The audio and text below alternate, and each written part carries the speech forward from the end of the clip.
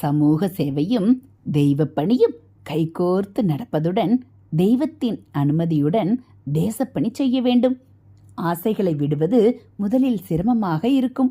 அம்பாளை வேண்டி அவளுடைய அருள் பலத்தால் தேறி தெளிந்து வெற்றி பெற்ற பிறகுதான் எளிய வாழ்க்கையில் எத்தனை நிம்மதி இருக்கிறது என்பது தெரியும். நம்முடைய சாஸ்திரங்களும் புராணங்களும் தாய்மொழியிலும் சமஸ்கிருதத்திலும் இருப்பதால் குறையில்லை. அவற்றில் ஒரு ருசியை ஏற்படுத்தி கொண்டால் நாளெல்லாம் படித்தாலும் போதாமல் ஆயுள் உள்ளவரை படித்துக்கொண்டு சந்தோஷமாக இருக்கலாம்.